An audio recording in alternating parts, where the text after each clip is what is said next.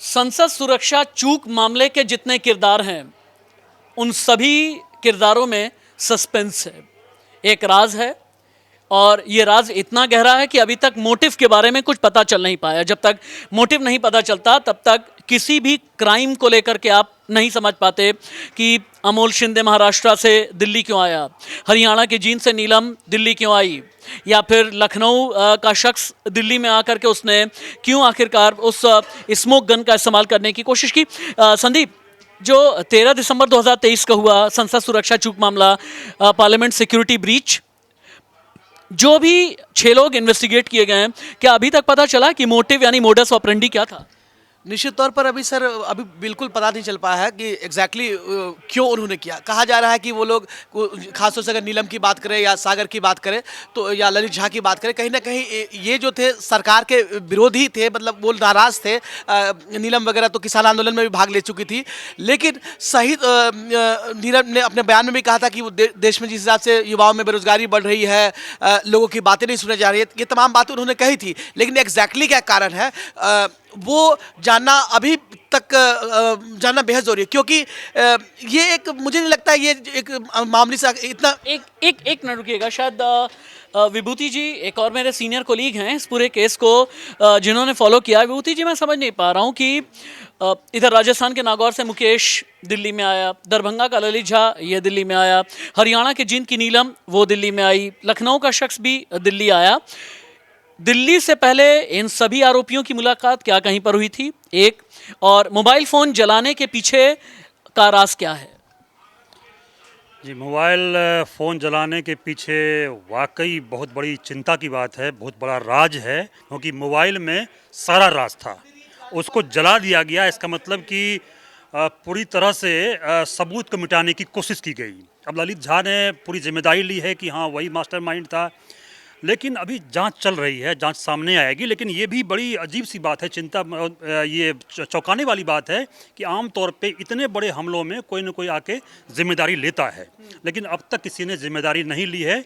तो अब यही कर सकते हैं कि जांच का हम लोग इंतजार कर सकते हैं। लेकिन जो सबसे दुखद पक्ष है वो ये है कि संसद जो है वो उसमें काफ़ी बाधाएं हो रही हैं, संसद चल नहीं पा रहा है। आज भी 12 बजे तक के लिए उसको करना पड़ा स्थगित।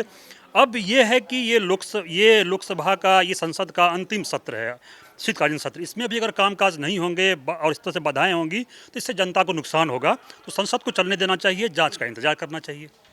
जांच का जब इंतजार करते हैं तो हम ढूंढने की कोशिश करते हैं कॉमन पॉइंट। संतोष, जब भी किसी क्राइम को या किसी टेरर एक्टिविटी को, मैं ये नहीं कह रहा हूँ कि टेरर एक्टिविटी है नहीं है, ये तो आगे जांच का विषय है, लेकिन जब भी किसी क्राइम को अंजाम दिया जाता है तो एक, अगर कई आरोपी हैं अलग अलग शहरों के हैं तो उनका एक common point, common motive, common presence, सबको ढूंढने, कॉमन लॉजिस्टिक सपोर्ट, सबको ढूंढने की कोशिश की जाती है।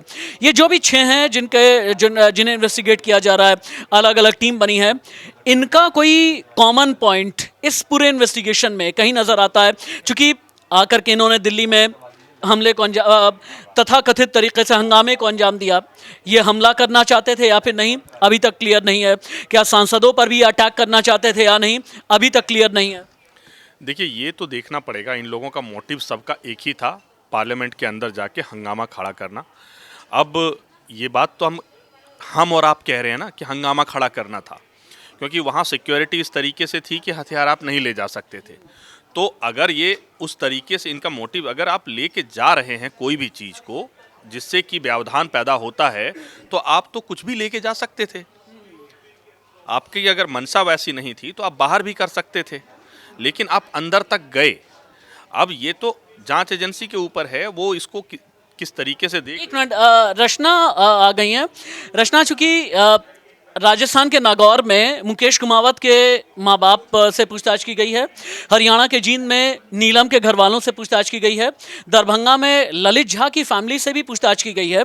ये जितने भी 6 आरोपी हैं, इनके परिवार वालों से क्या निकल करके आया, क्या कोई इंडिकेशंस मिल रहे हैं?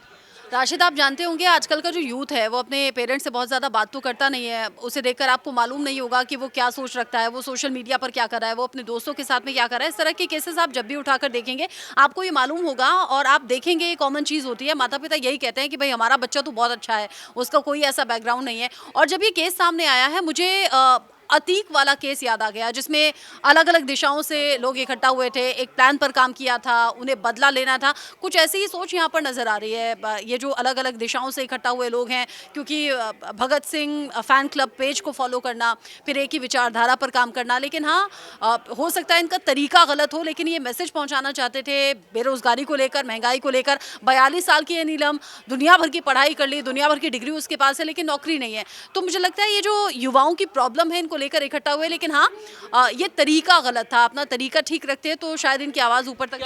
क्या इनके पीछे, चूंकि आपने कहा ना कि ये मैसेज तो देना चाहते थे लेकिन तरीका गलत था, क्या इनके पीछे कोई पॉलिटिकल फोर्स भी काम कर रही है?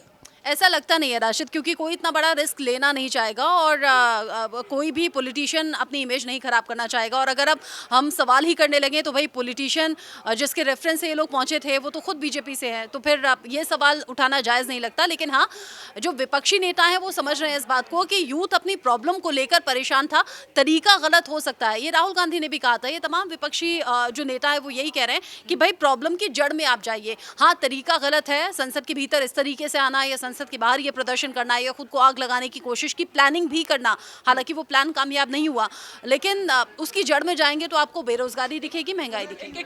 संदीप, चूंकि लखनऊ का जो आरोपी है, पता ये चला है कि उसने जिस शोरूम से जूते खरीदे वहां तक भी इंडिया न्यूज़ पहुंचा। उसके घर से कोई डायरी मिली है, डायरी में कुछ ऐसा उसने लिखा था कि अब घर से विदा लेने का वक्त आ गया है, लेकिन आगे के जो रास्ते हैं बहुत कठिन हैं, बहुत ख़तरनाक हैं। डायरी के वर्ड्स क्या इशारा कर रहे हैं? क्या क्लियर इंटेंट कुछ बता रहे हैं? देखिए, निश्चित तौर पे मैं जो बात उस समय आपको कह रहा था कि ये तमाम लोग कहीं ना कहीं बहुत बड़े मोटिव के साथ जा रहे थे। हम लोग को जो दिखाया जा रहा है, जो हम अभी देख रहे हैं, लग रहा है कि ये लोग बेरोजगार थे, परेशान थे या सरकार के प्रति गुस्सा था, लेकिन मुझे लगता है कि ये साजिश के तार बहुत दूर तक जाएंगे और कहाँ तक जाएंगे इसका खुलासा तो साजिश के तार क्या किरदार से 6 हैं, और इस साजिश के तार का असली सूत्रधार कौन है?